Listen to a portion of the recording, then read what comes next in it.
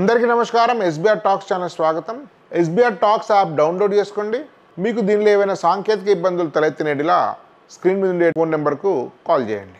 SBR talks ఇప్పటికే వేలాది మందికి ఇంజనీరింగ్ కౌన్సిలింగ్ గైడెన్స్ అందించి వారు మెరుగైనటువంటి ఇంజనీరింగ్ సీట్ పొందడంలో పూర్తి స్థాయి దోహదపడింది. ప్రస్తుతము ఈ సంవత్సరం ఎస్బీఆర్ టాక్స్ 4 రకాల ఇంజనీరింగ్ కౌన్సిలింగ్ గైడెన్స్ కోర్సెస్ నిర్వహిస్తున్నది. దానిలో మొదటిది జోసా బిట్సాట్ కౌన్సిలింగ్, రెండవది దేశంలోని ప్రతిష్టాత్మక సంస్థలైనటువంటి విట్, మణిపాల్, అమృత, కామెడికేషన్ మరియు ఇతర ప్రముఖమైనటువంటి యూనివర్సిటీల యొక్క ఇంజనీరింగ్ కౌన్సిలింగ్, మూడవది టిఎస్ మరియు ఏపీ ఎంసెట్, నాలుగవది మీరు మీ పిల్లలకు ఆశించిన సీట్ రాని ఎడలా మీకు తగిన విధంగా గైడ్ చేస్తూ మంచి ఇంజనీరింగ్ కాలేజ్లో డైరెక్ట్ అడ్మిషన్ పొందే విధంగా కూడా సహకరిస్తుంది. కాబట్టి ఈ అవకాశాన్ని అందరూ వినియోగించుకోవాల్సిందిగా సూచన. ధన్యవాదాలు. ఓకే అండి, యాక్చువల్లీ ఇప్పుడు మనము కెమిస్ట్రీ వరకు కొన్ని విషయాలు మాట్లాడుకుందాం. యాక్చువల్లీ నాకు కూడా కెమిస్ట్రీ మీద పెద్ద నాలెడ్జ్ లేదు. నేను చదువుకున్నప్పుడు నాకు కెమిస్ట్రీ ఫెయిల్ అయ్యడం. నేను యాక్చువల్గా అంటే కెమిస్ట్రీ అంటే భయం నాకు. యాక్చువల్గా ఆర్గానిక్ కెమిస్ట్రీ చెప్తుంటే మా కాలేజీలో డిగ్రీలో కొంచెం అర్థమైనటువంటి సడన్గా అది మళ్ళీ కన్ఫ్యూజన్కి వెళ్ళిపోయేదాన్ని. యాక్చువల్గా నేను నిజంగా చెప్పాలంటే డిగ్రీలో ఫస్ట్ ఇయర్ సెకండ్ ఇయర్ కెమిస్ట్రీలో థర్డ్ ఇయర్లో రాసి పాస్ అయ్యాను. మ్యాథ్స్ అవి బాగానే వచ్చేటి. ఒక ఫోబియా ఉండే, చాలా మందికి మ్యాథ్స్ ఫోబియా అంటారు, కానీ నాకు కెమిస్ట్రీ ఫోబియా ఉండే. విచిత్రం ఏంటంటే నా కొడుకు కూడా కెమిస్ట్రీ ఫోబియా ఉంది. నా కొడుకు ఐఐటి 4th ఇయర్ చదువుతున్నాడు కంప్యూటర్ సైన్స్ లోనే. వాడికి లీస్ట్ మార్క్స్ వచ్చాయండి కెమిస్ట్రీలో. మ్యాథ్స్ లో మా సిద్దిపేట జిల్లాలో డిస్ట్రిక్ట్ లో హైయెస్ట్ ఫస్ట్ మార్క్ వాడిదే. సీట్ ఐఐటి వచ్చిన వాటిలో లీస్ట్ మార్క్ వాడిదే కెమిస్ట్రీ. సో ఈ వైరుధ్యం ఏంటంటే ఈ కెమిస్ట్రీ అంటే ఈ ఫోబియా అనేది చాలా మంది మ్యాథ్స్ ఫోబియా అంటారు, కానీ చాలా మంది మ్యాథ్స్ కెమిస్ట్రీ ఫోబియా ఉంది.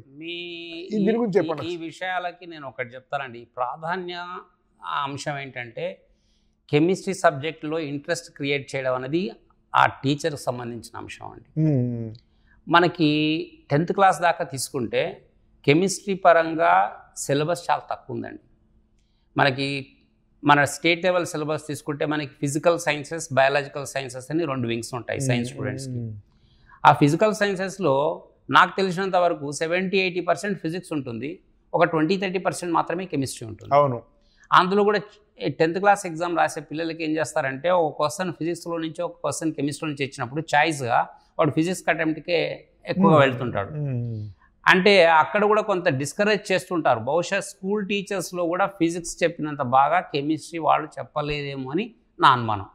ఎందుకంటే అక్కడ ఫిజికల్ సైన్సెస్ చెప్పడానికి వాళ్ళు బీఎస్సీ ఎంపీసీ క్యాండిడేట్ని ఎవరు తీసుకుంటారు. ఫిజిక్స్ కెమిస్ట్రీ 2 కలిపి చెప్పాల్సిన టీచరు. మోస్ట్ ఆఫ్ దెమ్ ఏంటంటే వాళ్ళు ఫిజిక్స్లో ఎక్కువ అవగాహన ఉండి కెమిస్ట్రీలో తక్కువ అవగాహన ఉండడం వల్ల వాళ్ళు ఎక్కువ ఇన్పుట్స్ ఫిజిక్స్కి ఇవ్వడం వల్ల స్టూడెంట్స్ మైండ్లో కూడా అదే పడుతుంది. బహుశా నేను అనుకుంటాను ఒక 15-20 ఏళ్ళ క్రితము, 10-20 ఏళ్ళ క్రితం అనుకోండి, ఎవరైనా ఏం మాట్లాడాలంటే మనకు ఎంసెట్ రావాలంటే ఫీక్స్ మీద ఆధారపడి ఉంటుంది, ఐఐటి రావాలంటే ఫీక్స్ మీద ఆధారపడుతుంది, మిగతా వస్తాయి ఫీక్స్ కష్టం అనేది మీరు అన్నట్టు చాలా వినపడేది. ఎవరు చూసినా కూడా ఫీక్స్ అనేది. కానీ రీసెంట్ నేను కొంచెం జేఈలో ఎన్ని మార్క్స్ వస్తున్నాయి ఎవరికి నేను బాగా అబ్జర్వ్ చేస్తుంటాను. ఎందుకంటే కెరీర్ కౌన్సిలింగ్లో, ఇంజనీరింగ్ కౌన్సిలింగ్, జోసా కౌన్సిలింగ్ వీటిలో ఉన్నాను కాబట్టి చాలామంది చూస్తే ఫీక్స్ బాగా వస్తున్నాయండి. ఈ మధ్య మీరు చూస్తే చాలామందికి ఫీక్స్లు బాగా వస్తున్నాయి, మ్యాథ్స్ ఆ తర్వాత వస్తున్నాయి, టాపర్స్కు కెమిస్ట్రీ కొంచెం తక్కువ వస్తున్నాయి. సో ఇది వాతావరణం. ఇంతకుముందు ఎట్లుండేదంటే కెమిస్ట్రీ బాగా వచ్చేటి, మ్యాథ్స్ వచ్చేటి, థర్డ్ ఫిజిక్స్ ఉండేది. బహుశా ఫిజిక్స్ మీద మీరు అన్నట్టు చాలా ఎక్కువ దృష్టి పెట్టడమా, మరి నిజంగా ఫిజిక్స్ పేపర్ ఈజీ అయిందా, కెమిస్ట్రీ పేపర్ డిఫికల్ట్ అయిందా? అసలు ట్రెండ్స్ ఎట్లున్నాయి లాస్ట్ 5-10 ఇయర్స్లో? ఈ మెయిన్స్లో, నీట్లో, అడ్వాన్స్లో కెమిస్ట్రీ పేపర్స్ డిఫికల్ట్ అవుతుందా, ఈజీ అవుతుందా, స్కోరింగ్ రావాలంటే ఏం చేయాలి ఒక్కసారి దానికి తప్పకుండా చెప్తానండి. కెమిస్ట్రీ పరంగా ఇందాక మీకు చెప్పాను, 10th క్లాస్ దాకా స్టూడెంట్ సరైన అవగాహన లేకుండా రావడం వల్ల మొదటి నెల మాకు ఇంటర్మీడియట్ ఫస్ట్ ఇయర్లో ఫస్ట్ నెల అంతా కూడా వాళ్ళ కొంత ఫౌండేషన్ పరంగా మేము కెమిస్ట్రీ ఇవ్వాల్సి వస్తుందండి. అలా ఇవ్వకుండా చాలా కాలేజెస్లో ఏం చేస్తారంటే డైరెక్ట్గా సబ్జెక్ట్లోకి వెళ్ళిపోవడం వల్ల స్టూడెంట్కి అక్కడ ఫోబియా మొదలవుతుందండి కెమిస్ట్రీ పరంగా. ఎందుకంటే మనకు ఒక లాంగ్వేజ్ నేర్చుకోవాలంటే ఫస్ట్ మనకి ఆల్ఫాబెట్స్ మీద కమాండ్ రావాలి. ఫస్ట్ ఆల్ఫాబెట్స్ తర్వాత వర్డ్స్ రావాలి, వర్డ్స్ తర్వాత సెంటెన్స్ ఫ్రేమింగ్, గ్రామరు, ఆ తర్వాత వాడు ఒక ప్యాసేజ్ రాయడానికి ఎదుగుతాడు.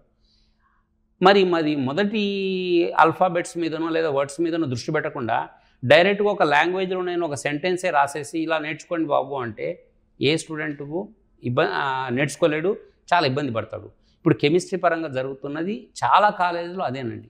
వాళ్ళు ఏమనుకుంటున్నారు, అన్ని సంస్థల వాళ్ళు లేదా ఎంత అనుభవం ఉన్న టీచర్స్ అయినా కూడా 10th క్లాస్ దాకానే ఈ ఫౌండేషన్ అంతా నేర్చుకొని వస్తారు వాళ్ళు, కాబట్టి డైరెక్ట్గా మన సబ్జెక్ట్లోకి వెళ్ళిపోవచ్చు అని చెప్పేసి వెళ్ళిపోతున్నారు.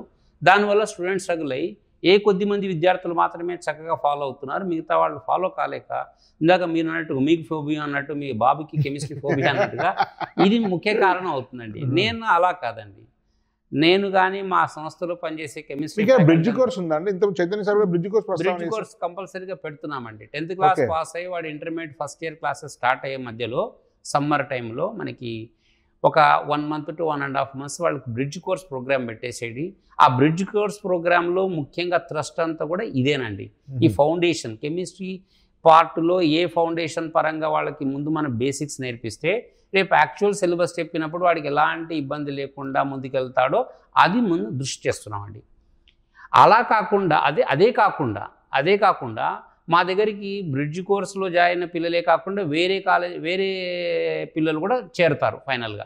మరి వాళ్ళు కూడా కొంత మిస్ అవుతారు కాబట్టి మొదటి నెల కోచింగ్లో ఎక్కువగా ఈ ఫౌండేషన్ మీదనే బ్రిడ్జ్ కోర్స్ ఎప్పుడు స్టార్ట్ అవుతుంది, ఎప్పుడు అయిపోతుంది? ఇది వాళ్ళకి 10th క్లాస్ ఎగ్జామ్ అయిపోయింది, జనరల్గా వాళ్ళకి మార్చ్ ఎండింగ్కో ఏప్రిల్ మిడ్కో 10th క్లాస్ ఎగ్జామ్ అయిపోతే అప్పటి నుంచి మేము June 1st మనకి కాలేజ్ స్టార్ట్ అవుతాయండి బోర్డు ప్రకారంగా. అంటే సుమారుగా మే మంత్ అనుకోండి, ఏప్రిల్ 3rd 4th వీక్ నుంచి మే చివరి దాకా బ్రిడ్జ్ కోర్స్ ప్రోగ్రామ్. దానిలో జాయిన్ కావాలంటే ఎట్లా? ఉదాహరణకు మా బాబుని జాయిన్ చేస్తాను అనుకుంటున్నాను, మీరు డైరెక్ట్గా మా కాలేజీకి అప్రోచ్ చేస్తే ఎలాంటి ఫీజు తీసుకోకుండానే ఇక్కడ మేము బ్రిడ్జ్ కోర్సులో మేము చేర్చుకుంటామండి పిల్లల్ని. అంటే ఇది ఒక స్టూడెంట్ కమ్యూనిటీకి మా వైపు నుంచి చేసే హెల్ప్ అనమాట. ఓన్లీ హాస్టల్ ఫీ కట్టుకుంటే సరిపోతుంది అంతే. హాస్టల్లో ఉండే వాళ్ళకి హాస్టల్ ఫీ, డే స్కాలర్కి 9 పైసా కట్టక్కర్లేదండి, డైరెక్ట్గా రావచ్చు. వాళ్ళకి మెటీరియల్ కూడా ఇస్తాం, వాళ్ళకి ఎగ్జామ్స్ కూడా పెడతాం కొంత.